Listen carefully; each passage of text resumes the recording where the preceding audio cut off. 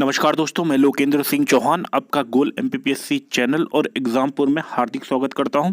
ये जो वीडियो है मैं एग्जामपुर चैनल पर भी आप देख सकेंगे। एग्जामपुर चैनल जो है हमारा एमपीपीएससी के लिए और अदर एग्जाम्स के लिए है, और जो गोल एमपीपीएससी चैनल है वो हमारा डेडिकेटेड एमपीपीएससी और व्यापम की परीक्षाओं के लिए है। और जो हम लोग आज से सब्जेक्ट स्टार्ट करने वाले हैं वो है इंडियन ज्योग्राफी। और जो हमारा इंडियन ज्योग्राफी है वो हमारा मेंस में पेपर 2 के पार्ट बी में, जिसमें भारतीय भूगोल, ठीक है, और एज वेल एज प्रीलिम्स में भी ये हमारा उपयोग होगा। और विभिन्न प्रतियोगी परीक्षाओं में जैसे यूपीपीसीएस या यूपीएससी के एग्ज़ाम्स के लिए, एसएससी के लिए, हर तरीके के एग्ज़ाम्स के लिए जो हमारा इंडियन ज्योग्राफी है वो बहुत ही महत्वपूर्ण है। तो इस कोर्स को आशा करता हूँ कि आप लोग बहुत पसंद करेंगे और अपने दोस्तों के साथ शेयर करेंगे और रेगुलर आप इस कोर्स को फॉलो करेंगे। तो चलिए शुरू करते हैं। ठीक है, तो आज हम लोग पढ़ेंगे सबसे पहले इंडिया की जनरल इन्फॉर्मेशन, जो हमारे भारत की जनरल इन्फॉर्मेशन क्या है। तो सबसे पहले आप जब भी आप कोई भी बुक पढ़ते हैं तो बोलते हैं, उसमें बोला जाता है कि जो भारत है वो नॉर्दर्न हेमिस्फीयर में लॉन्गिट्यूडनली, ठीक है, और इन ईस्टर्न हेमिस्फीयर, दो चीज़ें आप पढ़ेंगे। देखो, अब नॉर्दर्न हेमिस्फीयर का मतलब आपको पता है कि जो हमारा जो मतलब ओवरऑल जो हमारा डिवीज़न है, बीच में इक्वेटर आता है। आप देखिए यहाँ पे इक्वेटर है, ये हो गया आपका नॉर्थ इक्वेटर, ये हो गया साउथ इक्वेटर। तो जो इंडिया की जो लोकेशन है वो नॉर्दर्न हेमिस्फीयर हो गई। एंड नॉर्दर्न हेमिस्फीयर के बाद में उसको क्या है, ईस्टर्न हेमिस्फीयर। तो देखिए ये यहाँ पे हमारा इंडिया लोकेटेड है, ठीक है। तो इस लाइन का मतलब ये होता है कि नॉर्दर्न हेमिस्फीयर हो रहा है नॉर्थ ऑफ इक्वेटर, ठीक है, एंड ईस्ट साइड में, ईस्टर्न हेमिस्फीयर में। अगर इस तरफ होता तो ये वेस्ट होता, ये ईस्ट की तरफ है, ठीक है। तो आई होप कि आपको ये लाइन क्लियर हो गई होगी कि नॉर्दर्न हेमिस्फीयर में। हाँ, अब इस देखिए, अगर हम इस अब इंडिया का इस मैप में देखिए, अगर लॉन्गिट्यूडनली और लैटिट्यूडनली बात करें तो देखिए लॉन्गिट्यूडनली यानी ऊपर से मतलब नॉर्थ टू साउथ। तो देखिए इसका जो क्या बोलते हैं एक्सपांशन है, ये नीचे साउथ में 8.4, ठीक है, नॉर्थ से 37, ये याद रखना है। और ईस्ट टू वेस्ट बात करें तो 68.7 और 97, ये याद रखना है, ठीक है। तो इस तरीके से ये जो है आपका एक्सपांशन हो गया इंडिया का, ठीक है। अब हम बात करें north most part, north most पूछ सकते हैं, इंडिया कोल, इंदिरा कोल, ठीक है। इंदिरा कोल कहाँ पे स्थित है? इंदिरा कोल स्थित है जम्मू कश्मीर में, ठीक है। और सबसे नीचे जो है आपका इंदिरा पॉइंट है। तो नॉर्थ में क्या है, वैसे अगर मेन लैंड में देखा जाए तो मेन लैंड में यहाँ पे कन्याकुमारी है इसका, ठीक है। लेकिन अगर नॉर्थन बोला जाए तो जो आपका बोल सकते हैं कि east north most point Jammu Kashmir में इंदिरा कोल बोलते हैं, और ये इसको बोलते हैं, ये अंडमान निकोबार में है इंदिरा पॉइंट, ठीक है। ये ध्यान रखना। चलो आगे बढ़ते हैं। हाँ, अब कुछ इंपॉर्टेंट फैक्ट अपन देख लेते हैं। इंपॉर्टेंट फैक्ट ये हो गया कि इंडिया का टोटल इतना एरिया है, यानी 2387263 स्क्वायर किलोमीटर। इंडिया में जो आपका जो ये वाली लाइन है, ये कितने स्टेट से निकल के जाती है? तो देखो उत्तर प्रदेश, ठीक है, देखना है, मध्य प्रदेश, उड़ीसा, छत्तीसगढ़, उड़ीसा, आंध्रा, ये अपने हो गए 5 स्टेट। तो देखो वही लिखी हुई हैं, ये क्वेश्चन पूछ लेते हैं, ठीक है। यूपी, एमपी, छत्तीसगढ़, उड़ीसा और आंध्रा, ठीक है। अब ट्रॉपिक ऑफ कैप्रिकॉर्न यानी आपकी कर्क रेखा, कर्क रेखा से कौन कौन सी गुजरती है? 8 स्टेट से गुजरती है। कौन कौन सी, इसमें देख लेते हैं, याद नहीं करना है। गुजरात, मध्य प्रदेश, छत्तीसगढ़, ये आपका हो गया, झारखंड, ये आपका हो गया, वेस्ट बंगाल, ये हो गया, त्रिपुरा, ये हो गया आपका मेघालय, ठीक है। तो मिजोरम, सॉरी। तो देखिए यही लिखा हुआ है, गुजरात, राजस्थान, मध्य प्रदेश।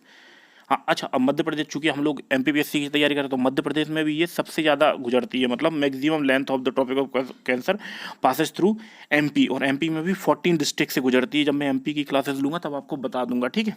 तो ये गुजरती है, ठीक है। और रांची जो है, जो रांची से जो है, रांची जो है प्रॉपर ट्रॉपिक ऑफ कैंसर पे है, ये ध्यान रखना है।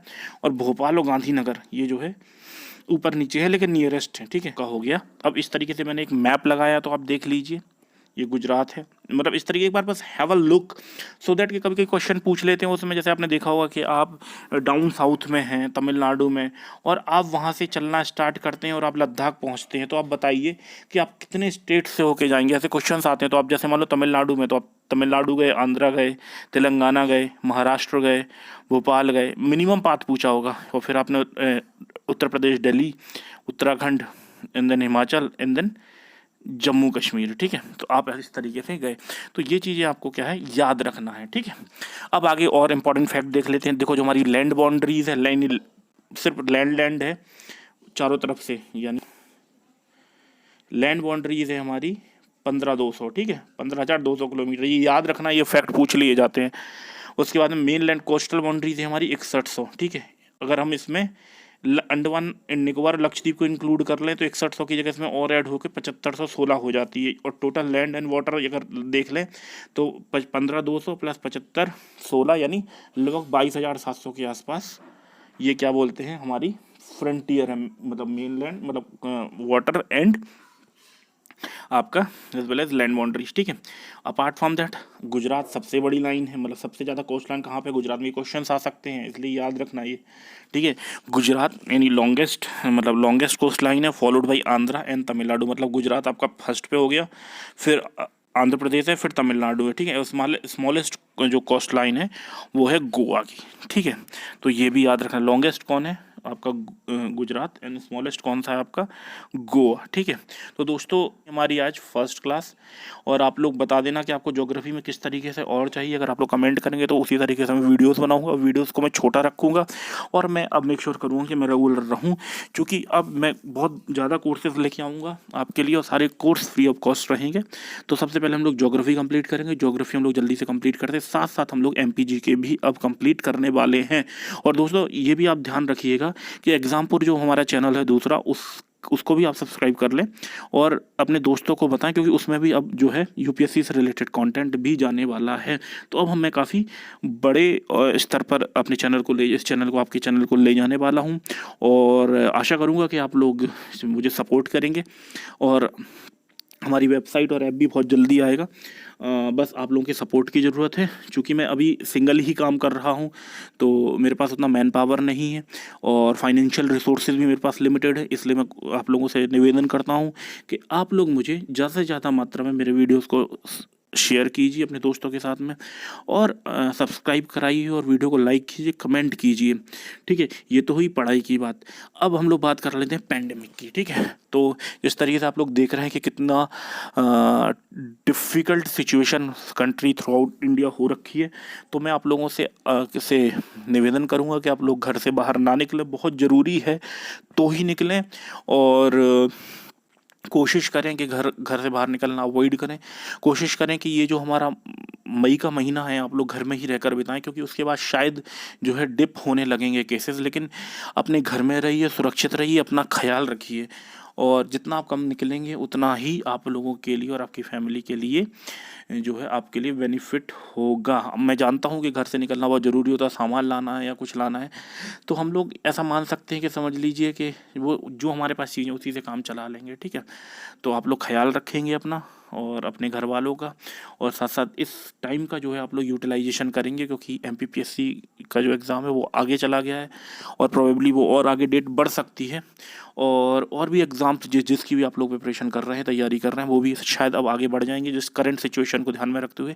तो इस समय का आप सदुपयोग कीजिए, ज़्यादा से ज़्यादा मात्रा में पढ़ाई कीजिए, ज़्यादा से ज़्यादा मात्रा में अपने नोट्स प्रिपेयर कीजिए, और मुझसे भी हेल्प लीजिए, और मैं वीडियो डालता रहूँगा और आप लोग उसी तरीके से पढ़ते रहिए, क्योंकि मैं ज़्यादा बड़े वीडियोज़ नहीं डालूंगा।